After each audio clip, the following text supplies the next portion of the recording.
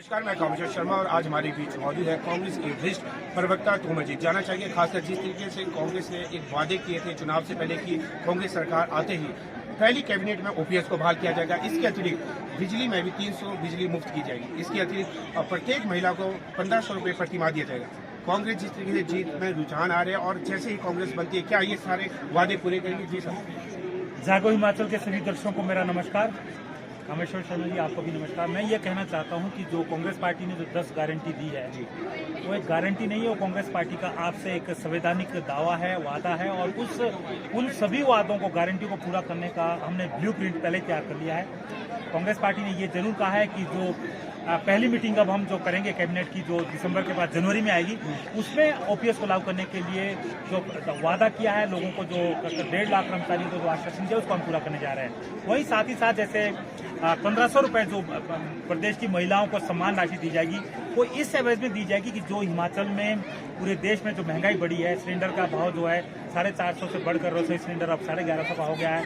दूसरी जो किचन के ऊपर महंगाई की मार पड़ी है, उससे आराम, उससे निजात दिलाने के लिए, उससे राहत देने के लिए कांग्रेस पार्टी ने महिलाओं को 18 से 60 साल की उम्र की महिलाओं को जो है 1500 रुपये प्रति माह सम्मान राशि देने की घोषणा की है। साथ ही साथ अगर 300 बिजली यूनिट फ्री देने की बात की है तो कांग्रेस पार्टी ने के राज में जो अभी तक हिमाचल में 45 साल तक कांग्रेस पार्टी ने सत्ता संभाली, उसमें लगभग 90% जो है हाइडल प्रोजेक्ट कांग्रेस पार्टी की देन है। तो ये कांग्रेस पार्टी पहले बनाती है प्रोजेक्टों को, फिर उससे उत्पादन करती है, फिर उसके बाद जनता को सेवा देने की बात करती है। मैं ये कहता हूँ जो जिस तरह से प्रदेश में 9 लाख रजिस्टर्ड बेरोजगार है, 16 लाख लगभग टोटल बेरोजगारी है, ये प्रदेश की जो जयराम सरकार रही है, ये उसका नतीजा है कि ये बेरोजगारी को। साहब, हम ये भी जानना चाहेंगे, खासकर 2003 में भी कांग्रेस ने अपने घोषणा पत्र में लिखा था कि प्रत्येक घर में हम एक व्यक्ति को नौकरी देंगे, लेकिन वो भी पूरा नहीं हुआ। अक्सर देखा जाता है चुनाव के समय, चाहे भाजपा की बात की जाए, कांग्रेस की बात की जाए, वादे तो कर देते हैं, आखिरकार धरातल पर सही नहीं उतरते। यदि बात की जाए पहले जिस तरीके से बिजली की बात की जाए, चाहे कांग्रेस और भाजपा यही कहती थी कि हमें मुफ्तखोरी की जरूरत है, लेकिन कहीं ना तो कहीं ये आप पार्टी का डर सरकार का जिसके मद्देनजर रखी है, ये पहले 60 यूनिट फिर 125 निवर्तमान मुख्यमंत्री जयराम ठाकुर ने किया, वैसे ही कांग्रेस ने अपने घोषणा पत्र में किया। देखिए, अगर प्रदेश की जयराम सरकार की मंशा इतनी साफ थी 125 यूनिट बिजली फ्री देने की, तो 5 साल उन्होंने क्यों नहीं दिया? उनको ये 5 साल पहले देना चाहिए था। उनको लोगों की सुविधा प्रदान करके, उनको ये चुनाव के दौरान याद आ गई कि अब 125 यूनिट बिजली जो है फ्री कर दिया जाए। महिलाओं को इन्होंने किराया फ्री की बात की, आधा किया इन्होंने। मैं कहता हूँ इन्होंने पहले 100% बढ़ाया हिमाचल में किराया, उसके बाद उन्होंने महिलाओं को आधा दिया है। भाजपा जो है प्रदेश के सभी वर्गों को राहत प्रदान करने में सभी क्षेत्रों में विफल रही है। उसके चलते जो है प्रदेश में कांग्रेस पार्टी को ये जो जनाधार आप देख रहे हैं 40 से ऊपर सीटें आ रही है, वो उसकी वजह है कि भारतीय जनता पार्टी 5 साल जो है काम नहीं कर पाई। समझ चाहिए, हम आपको काट रहे हैं। यदि बात की जाए योजना की जाए, हिम केयर योजना जबकि जो स्टेट की वो अपनी है, आयुष्मान भारत की थी, उसमें जहाँ 1000 रुपये में 5 लाख का बीमा दिया जाता है, वहीं अब उसे 3 वर्ष किया गया। अगर बात की जाए सुविधाओं की, इसके अतिरिक्त जो वृद्ध पेंशन थी वो 80 साल में मिलती थी, जिसे घटा के 70 में 60 किया। यदि योजनाओं की बात की जाए, हम इसे नकार नहीं सकते कि प्रदेश में निवर्तमान मुख्यमंत्री जयराम ठाकुर ने योजना चाहिए। इसके अलावा भी चाहे शगुन योजना हो, गृहिणी योजना हो, इसके ऊपर आपका क्या कहना है? देखिए, जो भी योजना इन्होंने शुरू की, अगर 80 साल की बात करें तो स्वर्गीय राजा वीरभद्र सिंह की देन थी, जिन्होंने 2012 से 17 के बीच में 80 साल से ऊपर के बुजुर्गों को जो है वृद्ध पेंशन योजना जारी की थी। इनको लगा कि ये कांग्रेस पार्टी की जो योजना ये बहुत कारगर हुई, सफल हुई, तो इन्होंने उसको घटाकर 70 साल कर दिया, फिर अब ये 60 साल। आयु सीमा की बात की जाएगा, अक्सर देखा जाता है, जो मैप सामने आया है कि 80 साल से ऊपर बहुत कम वृद्ध किए जाते हैं, तो उन्होंने कहीं ना तो कहीं सरकार की मंशा थी कि 60 से ऊपर अधिक वृद्ध की संख्या, उसको मद्देनजर रखते हुए ये रखा गया। आने वाले समय में क्या आप इसको और भी घटाने की उम्मीद रख सकते हैं? देखिए, 60 साल से क्या 70 साल से नीचे का आदमी आज को वृद्ध नहीं माना जाता। वृद्ध वो होता है जो अक्षम हो चलने के लिए, जो किसी तरह की समस्याओं से जूझ रहा हो। आप 60 साल के आदमी को वृद्ध बना रहे हो, इसलिए बना रहे हो क्योंकि आपने 1500 रुपये उनके खाते में डालना है, ताकि वो जो है वोट बैंक के रूप में उसको यूज किया जाए। 80 साल से ऊपर की अगर उम्र मिलती है तो गॉड गिफ्ट होता है। आज की डेट में 80 साल बचना बहुत बड़ी बात है, लेकिन इन्होंने कांग्रेस पार्टी की जो स्कीम है वो सफल रही, तो बीजेपी ने उसको फॉलो किया। मैं दूसरी बात ये कहना चाहता हूँ, जो अगर भारतीय जनता पार्टी ने प्रदेश में काम किया होता, इन्होंने सिर्फ ये सोच लिया था कि पीएम मोदी का नाम चलेगा, अमित शाह जी का नाम चलेगा, जेपी नड्डा जी का नाम चलेगा और उसके कारण हम जो है सत्ता में वापसी करेंगे। ऐसा नहीं होता। हम बार बार ये कह रहे थे कि कांग्रेस पार्टी 40 से ज्यादा सीटें लेकर आ रही है। हमने लोगों के दिलो दिमाग में, लोगों के जहन में, लोगों के व्यवहार में आक्रोश देखा था। इनके तो देखिए कम से कम 5-6 मंत्री हार रही है। आप बताइए, जिनके मंत्री हार रहे हैं इसका मतलब मंत्रियों ने काम किया नहीं है। नहीं, ये बात की जाए पिछले चुनाव की बात की जाए, मौर्य की बात कीजिए, सुधीर की बात कीजिए, काफी संख्या में कांग्रेस के वरिष्ठ नेता, मंत्रीगण व भाजपा के भी हारे। तो इसमें दो राय। दूसरा ये है कि जिस तरीके से ये पहले कह रहे थे हम पहली कमेटी में ओपीएस को बाहर करेंगे, लेकिन देखा जाएगा अब ये इनकी जो स्टेटमेंट आ रही बिना सेंटर के सहयोग से हम ये नहीं कर सकते। तो आने वाले समय में क्या रहेगा ओपीएस के लिए? सेंटर के सहयोग की नहीं कर सकता, ये कोई नई बात नहीं है। हम भारत सरकार का हिमाचल है, हमें अपना अधिकार सेंटर से मिलना चाहिए, हम उसके लिए राइट रखते हैं, संवैधानिक अधिकार है हमारा। उसमें कोई ऐसा नहीं करता केंद्र सरकार। हम भी कई चीजों में उनको टैक्स देते हैं। अगर हम देश का हिस्सा है, हम अगर यहाँ से वीर सैनिक पैदा करते हैं तो देश के लिए करते हैं। हिमाचल अलग नहीं लड़ता कई बार, वो कोई एहसान नहीं करता केंद्र ना। तो यूपीए सरकार ने एहसान किया ना ये एनडीए गवर्नमेंट ने एहसान कर लिया। मैं आपको ये चीज बताना चाहता हूँ। और ये मैं अगर, हालांकि मुझे पता नहीं है पीएम मोदी तक ये बात जाए तो मैं उनसे भी कहूंगा, और अगर कांग्रेस पार्टी के हाईकमान तो उनसे भी कहूंगा, जो भी मुख्यमंत्री के साथ 11 मंत्री बनते हैं उनको ये लिखित में देना चाहिए कि अगली बार मैं अपना निर्वाचन क्षेत्र बदल दूंगा। अगर आप इस बार मंत्री इस निर्वाचन क्षेत्र से, अगली बार उनका निर्वाचन क्षेत्र बदलना चाहिए। क्यों? क्योंकि वो 5 साल पूरा बजट अपने कंस्टिट्यूएंसी में लगाते हैं। सुन लीजिए पूरी बात, अधूरी है। 5 साल वो पूरा बजट अपने उसमें कंस्टिट्यूएंसी में लगाते हैं। हिमाचल की और प्रदेश की सरकार, जनता पता क्या देखती है कि सरकार का परफॉर्मेंस कैसा रहा। भाई सरकार का परफॉर्मेंस किस तरह रखना, मुख्यमंत्री का परफॉर्मेंस कैसे देखेंगे आप? जब 11 के 11 मंत्रियों ने बजट तो अपने कंस्टिट्यूएंसी में लगा दिया, वहां भी वो हार रहे हैं। तो इनका मंत्रियों का जो निर्वाचन क्षेत्र है, कंस्टिट्यूएंसी, वो बदलनी चाहिए। और जो मंत्री बनेगा, 11 मंत्री बनेंगे, उनको ये तय होना चाहिए कि अगली बार आपका जो है निर्वाचन क्षेत्र बदलेगा, तभी वो जो बजट का आवंटन है वो पूरी तरह से निष्पक्ष और पारदर्शिता के साथ यूज करेंगे। कुमार जी, हम ये भी देखना चाह रहे हैं, अगर हिमाचल प्रदेश के इतिहास की बात करें, चाहे स्वर्गीय वीरभद्र सिंह जो कि 6 बार मुख्यमंत्री रहे, वो भी कभी मिशन रिपीट नहीं कर पाए, कोई भी सरकार नहीं कर पाए। और यदि हाल ही में बीते दिन की बात की जाए तो एनसीडी के चुनाव में कांग्रेस नाम मात्र ही सीटें जीत के आई। और देखा जाए कि पूरे देश में कांग्रेस लुप्त होती जा रही है। जहां राहुल गांधी भारत जोड़ो यात्रा करें, वही तोड़ो दिखती जा रही है। अगर हिमाचल प्रदेश की बात की जाए, हिमाचल में तो हमेशा एक रिवाज रहा है कि कोई भी सरकार मिशन रिपीट नहीं कर पाई, भाजपा और कांग्रेस रही है। तो इसके ऊपर आपका क्या कहना है? जिस तरीके से राहुल गांधी लगातार भारत जोड़ो यात्रा कर रहे हैं और जो दिख रहा है वो टूटती जा रही है। चाहे करीबी माने जा रहे हर्ष महाजन जी भी, जो एक बाएं हाथ थे, वो भी एक तरफ से भाजपा में शामिल हुए। ये इसके ऊपर क्या कहना है आपका? देखिए, हिमाचल की बात करें तो हमने पहले ही कहा था कि ये 37 साल का रिवाज है, ये बदलेगा। और ये बदलेगा कि हम सरकार को बदलने जा रहे हैं। चाहे वो शांता कुमार मुख्यमंत्री रहे हो, चाहे प्रेम कुमार धूमल रहे हो, चाहे राजा दिलबर सिंह रहो, रामलाल ठाकुर रहे हो, कोई भी और जयराम ठाकुर हो, ये सब लोग रिवाज बदलेंगे। हमने ये पहले कहा था, हम बदलेंगे तो बदल भी दिया है। रही बात भारत जोड़ो यात्रा की, उस पर आप सवाल नहीं उठा सकते। अभी अगले साल 2023 में 9 राज्यों के चुनाव होने जा रहे हैं। उसमें भी जब हिमाचल से ये मैसेज चला गया है दिल्ली के लिए, पूरे देश के लिए, कि पीएम मोदी की लहर हिमाचल में खत्म हो चुकी है, तो कहीं ना कहीं उन राज्यों में से भी हम अभी कई राज्यों में अपनी एंट्री करेंगे, वहां जीतेंगे। रही बात कांग्रेस पार्टी के पिछड़ने की, देखिए, जब बड़ा परिवार होता है उसको आप पूरी आजादी दे दोगे। आपको याद होगा यूपीए सरकार में मनमोहन सिंह जी थे, वो बहुत शांतिप्रिय इकोनॉमिस्ट और बहुत फेमस प्राइम मिनिस्टर रहे। उन्होंने सबको खुला मौका दिया था। उसमें कहीं ना कहीं मंत्रियों में गलतियां होती रही, बोलने में गलतियां होती रही, पॉलिसी में वो इंप्लीमेंट करने में गलती होती रही। तो जो बीजेपी को एंट्री करने का मौका मिला, वो कहीं ना कहीं मुझे लगता है कांग्रेस पार्टी का जो केंद्र में जो सरकार रही, यूपीए सरकार, उनकी खामियां थी, उनकी कमियां थी। अगर वो लोग ढंग से काम करते, ईमानदारी से, एकजुटता से काम करते, तो पीएम मोदी को गुजरात से दिल्ली आने का मौका नहीं मिलना था। ये कांग्रेस पार्टी की अपनी कमियां हैं। इंडिया में देश की सबसे पुरानी पार्टी है कांग्रेस पार्टी। इसमें अभी भी करोड़ों लोग जुड़े हुए हैं, इसमें आस्था है। इन्होंने हमको देश को आजाद करवाया, इन्होंने मंगल ग्रह पे भेजे, चांद पे भेजे। अभी 5 साल में और 8 साल में कुछ नहीं बना हुआ है सब कुछ। ये जो ट्रेन देख रहे हैं, ये जो जहाज उड़ रहे हैं, ये कांग्रेस पार्टी के टाइम के से उड़ रहे हैं। और तभी देश आज इंडिया इस लेवल पर खड़ा है। पहले देखिए, बीजेपी का सारा रुख अमेरिका की तरफ था। देखना आपने, सारी बातें अमेरिका की तरफ करते थे। कुछ टाइम से इनको लग गया कि अमेरिका पाकिस्तान की तरफ ज्यादा झुकता है, तो अब ये रूस की तरफ चल गए।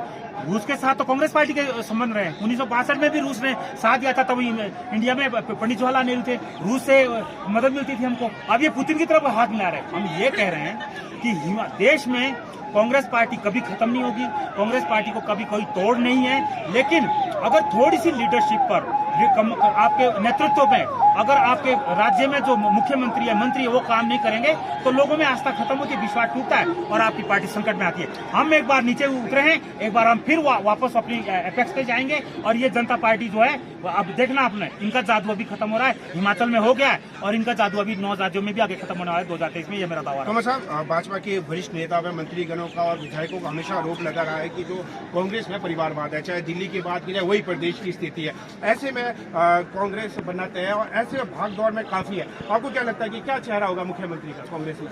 देखिए, कांग्रेस पार्टी का चेहरा अभी दिल्ली से आने वाला है 15 दिन में। आपको 27 हम पहले और कर रहे हैं हिमाचल में, और उससे पहले दिल्ली से जो हाईकमान फैसला कर देंगे। वहाँ पर मल्लिका अर्जुन खड़गे जी बैठे हुए हैं, सोनिया गांधी जी बैठी है, प्रियंका मैडम बैठे हैं, राहुल गांधी बैठे हैं। उनको सब पता है कि कौन सा आदमी कहाँ लड़ेगा। रही बात परिवारवाद की, ये देखिए, परिवारवाद अगर आप एक उस कैंडिडेट को उतार रहे हैं जो जीत ही नहीं रहा है, आप यहाँ परिवारवादी ऊपर को इशारा कर रहे हो। हली रोज विक्रमादित्य सिंह 14,000 वोटों से जीत रहे हैं, तो क्या आप जीते हो कैंडिडेट को बाहर कर दोगे?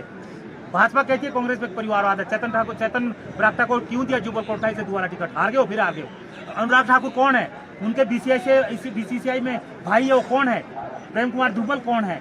ये सारे जो राजनीति है, ये कहने की बात होती है। राजनीतिक पार्टियां करती है ऐसा है कि दूसरों की कमियां तो जोर जोर से बोलती है, लेकिन अपनी तरफ आती है बात तो ये छुपाती है। हम ये कह रहे हैं, जो विनेबिलिटी देखिए, अगर आप जीतने वाला विजेता कैंडिडेट आपके पास है तो उसको टिकट मिलना चाहिए।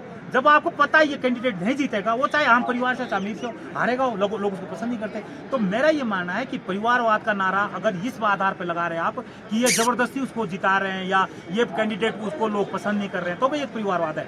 जब वो परिवारवाद उस परिवार के लोगों को लोग विश्वास कर, हरिलोज पे लोगों को आस्था है।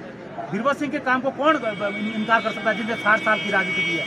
परमार साहब को कौन इनकार कर सकता है? हिमाचल का फाउंडर है, ये हिमाचल के मुख्यमंत्री रहे, 19 साल ही मुख्यमंत्री रहे, तो इनको कौन मना करेगा? अगर इनके परिवार का कोई आदमी राजनीति में आता है तो इन्होंने इतना काम किया हुआ है इस प्रदेश के लिए कि इन्होंने इस प्रदेश का गठन किया है। तो मैं ये कहता हूँ, परिवारवाद वहाँ खराब है जहाँ पर कैंडिडेट खराब है, जहाँ पर कैंडिडेट के ऊपर भरोसा नहीं है, जहाँ कैंडिडेट को लोग वोट नहीं करते। जहाँ पर लोग कैंडिडेट को चाहते हैं, उनके परिवार को विश्वास रखते हैं, वहाँ मुझे लगता है ये कोई दिक्कत नहीं। सबसे बड़ी समस्या है बेरोजगारी। यदि बात की जाए, कोरोना काल के दौरान भी भर्ती व अन्य क्षेत्रों में काफी इंडस्ट्री खत्म हो गई। ऐसे में बेरोजगार युवाओं के लिए कांग्रेस क्या योजना है? यदि बात की जाए, जिस तरीके से कांग्रेस घोषणा में रखा है कि प्रत्येक विधानसभा क्षेत्र में 10 करोड़ रुपए रखा जाएगा, तो देखा जाए कहीं ना तो कहीं ये ऊंट के मुंह में जी रहा है। और यदि बात की जाए, भाजपा के कार्यकाल में 100 नंबर योजना थी, जहां पर कम दरों पे ऋण दिया जाता था और खास जो व्यक्ति ऋण लेता था वो अन्य लोगों को भी रोजगार प्रदान करता था। ऐसे में आने वाले समय में खासकर जो कांग्रेस का क्या एजेंडा रहेगा ताकि अधिक से अधिक बेरोजगार युवाओं को रोजगार मिल सके?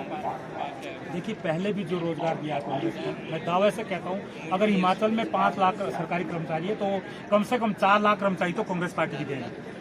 जो 10 करोड़ रुपए हम हर कंस्टिट्यूंसी को दे रहे हैं, उसका कोई इंटरेस्ट नहीं लिया जाएगा। वो सिर्फ उन लोगों के लिए होगा जिसने अपना काम अपने लेवल पे शुरू करना है, आत्मनिर्भर बनना है, प्राइवेट काम शुरू करना है, उससे इंटरेस्ट नहीं लिया जाएगा। आप काम शुरू कीजिए। सरकारी क्षेत्र में 65,000 वैकेंसीज खाली है अभी हिमाचल में, उसको कांग्रेस पार्टी भरेगी। जितने भी प्रोजेक्टों में, जितने भी प्राइवेट कंपनियों में जो हमारा राइट है, 75% को लगभग हमारे हिमाचल के युवाओं को नौकरी मिलनी चाहिए फैक्ट्रियों में, इन्होंने कुछ नहीं किया बीजेपी वालों ने उसके लिए। हम उसमें भी अपनी नौकरियों को सुनिश्चित करेंगे। दूसरा, कांग्रेस पार्टी का ब्लूप्रिंट है। दूसरा, अगर हम लोग बेरोजगारी को, इन्होंने तो बढ़ाया है बेरोजगारी को, इन्होंने सिर्फ 10,000 नौकरियां दी है सरकारी क्षेत्र में 5 साल में, तो इनका जो आंकड़ा है वो कांग्रेस पार्टी की तुलना नहीं कर सकते। ये अनुभव इन सरकार थी, मुख्यमंत्री बाई चांस बने थे, वो आसमान से पैराशूट एंट्री थी। धूमल साहब के नाम पे इन्होंने इलेक्शन लड़ा, जयराम ठाकुर की लॉटरी लगी, उनको 5 साल यही पता नहीं चला कि मैं मुख्यमंत्री बन गया हूँ और मैं हिमाचल का आज बॉस हूँ। उनको तो ये इसी में 5 साल में सपने में खो गए, तो इनसे कुछ हुआ नहीं। इनके मंत्रियों ने क्या किया कि जो बजट पूरे हिमाचल के लिए आया था दिल्ली से और केंद्र से, वो इन्होंने अपने कंस्टिट्यूएंसी में लगाया, क्योंकि इन्होंने अपने बच्चे और घरवाली एडजस्ट करनी थी, वो भी हार गए। तो हम ये कह रहे हैं कि जो भी अब होगा वो आप ही यही होंगे, हम यही होंगे। और ये भी मैं कहता हूँ, कांग्रेस को भी ये चेतावनी है, अगर वो 5 साल काम नहीं करेंगे तो ये 96% जो शिक्षित जनता है हिमाचल की, वो उनको भी विपक्ष का रास्ता दिखाएगी, बाहर बिठाएगी। तो ये तो सबके लिए है, अगर काम नहीं करोगे तो जनता बाहर करेगी, काम करोगे तो जनता से। तो साहब, देखा जाएगा भूगोल स्थिति जो हिमाचल प्रदेश है, यहाँ पर पर्यटन ही एक ऐसी मात्रा है जहाँ पर अधिक रोजगार के अवसर है। यदि देखा जाएगा, चाहे अटल टनल का जब से निर्माण हुआ, यदि देखा जाए लॉन्च सिटी इतने अधिक होम स्टे या होटल की संख्या नहीं है।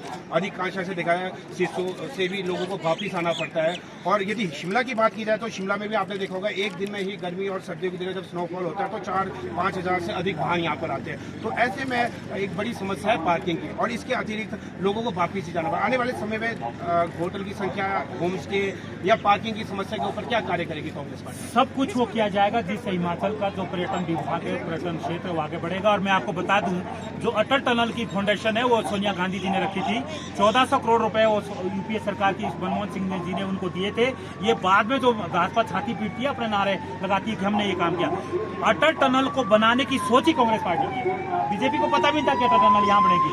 हाँ, कांग्रेस यूपीए सरकार ने 1400 करोड़ की मदद की थी। यूपीए सरकार में यूपी के जो चेयरपर्सन है सोनिया गांधी जी, उन्होंने उसकी फाउंडेशन रखी थी, उसके बाद इन्होंने काम शुरू किया। हम ये कह रहे हैं कि शिमला में जितनी पार्किंग है कांग्रेस पार्टी की देना। आप देखिए ये परमार साहब की देख रहे हैं आप प्रतिमा, हिमाचल के फाउंडर है, यहाँ पर इन्होंने 100 वाट का एक बल्ब नहीं लगाया हुआ है, 0 वाट का। अटल जी आए हुए सामने देखिए आप, ये मैं इनकी भी इज्जत करता हूँ, ये भी प्रधानमंत्री है, इनके सामने इन्होंने हैलोजन लगाया हुआ है। श्रीमती इंदिरा गांधी देखिए, इनके सामने 0 वाट का बल्ब लगाने की इनकी सोच नहीं है बीजेपी की। महात्मा गांधी जी थी जिन्होंने देश को आजाद किया, इनके सामने बल्ब नहीं जला रहे। भाई स्मार्ट सिटी है शिमला, जब गलियों में बल्ब लगा रहे तो इनके भी लगा दो। ये जो इतने बड़े बड़े महारथी वो पैदा हुआ हमारे देश में, इनकी बीजेपी की मंशा क्या है? धर्म के नाम पे बांटो, जाति के नाम पे बांटो, क्षेत्र के नाम पे बांटो। ये बांटते बांटते इतने भाग गए आगे कि ये काम यहाँ पर नहीं होता। गुजरात में हुआ, गुजरात में बीजेपी क्यों आ रही है? वहाँ बड़े कम्युनिटी के बड़े लोग रहते हैं, मुस्लिम बहुत ज्यादा रहते होंगे, दूसरी पटेल कंपनियां कम्युनिटी वहाँ रहती है, जो पेवर सूद वगैरह जो भी वहाँ कम्युनिटियां रहती है, तो वो रहती है, तो उनको बांटा जाता है। हिमाचल नहीं बढ़ता है। यहाँ पंडित हो, राजपूत हो, एससी हो, दलित हो, यहाँ जाति के बारे में कोई सुनना नहीं चाहता। तो बीजेपी की यहाँ दाव गलती नहीं है, वरना तुम लोगों ने यहाँ भी, बीजेपी ने यहाँ भी ये बोलना शुरू कर देना था कि ये हिंदू धर्म है। हिमाचल के इतिहास की बात करें इसमें तो हमेशा ही सत्ता परिवर्तन रहता है, तो गुजरात में जो कांग्रेस अच्छा प्रदर्शन क्यों नहीं कर पाई? देखिए गुजरात में कांग्रेस, देखिए कांग्रेस वहाँ पर आम आदमी पार्टी का और उनका बोलबाला रहा है, कांग्रेस का वहाँ पहले भी कम रहा है। जो सीटें आई होगी 10-15 सीटें, उसमें हम पहले ही समझ रहे थे कि हमारा वहाँ पर एंट्री ज्यादा जोर से नहीं होगी। हम ये कह रहे हैं कि जहाँ आप देश को हिंदू राष्ट्र, भाषा, धर्म के नाम पे नहीं बांट सकते, वहाँ भाजपा की एंट्री मुश्किल होती है। आप ये भाजपा वहीं जाती है जहाँ पर ये लोगों को बांटते हैं, लोगों को एक दूसरे भाइयों से अलग करने का दम रखते हैं। हिमाचल में ऐसा कुछ भी नहीं है। यहाँ पर सब धर्म एक जैसे है, हिंदू खुश है, मुस्लिम खुश है, यहाँ पर सिख खुश है, जैन खुश है, ईसाई खुश है, तो हमें बांट नहीं सकते ये लोग। तो इसलिए कांग्रेस पार्टी आ गई, 40 सीटों के साथ कांग्रेस में सरकार बन रही है। मैं कांग्रेस के सभी जो प्रदेश के जो 56 लाख जो वोटर्स है उनको भी मैं धन्यवाद करता हूँ, पार्टी की ओर से, कांग्रेस पार्टी की ओर से, और जितने लोग जीत के आए हैं उनको भी मैं बधाई देता हूं। और जो बीजेपी हार गई है उनको मैं ये सांत्वना देता हूं कि आप आत्मचिंतन कीजिए, चिंतन कीजिए कि 5 साल आपने जो मौज मस्ती की उसके चलते जनता ने आपको किक आउट किया और आप बाहर बैठ गए। जिस तरीके से हमने बातचीत की कांग्रेस के वरिष्ठ प्रवक्ता तोमर जी से, इनका कहना यही है कि जो कांग्रेस की जो घोषणाएं थी 10 वो धरातल पर हम लाएंगे, और जैसे ही कांग्रेस सरकार बनती पहली कैबिनेट में ओपीएस को बहाल किया जाएगा और आने वाले समय में बेरोजगार युवाओं को रोजगार दिया जाएगा। जी सर, हमसे बातचीत करने के लिए आपका तहे दिल से धन्यवाद। आप लोगों का बहुत बहुत धन्यवाद, और जागो हिमाचल के सभी दर्शकों को मेरा नमस्कार, धन्यवाद।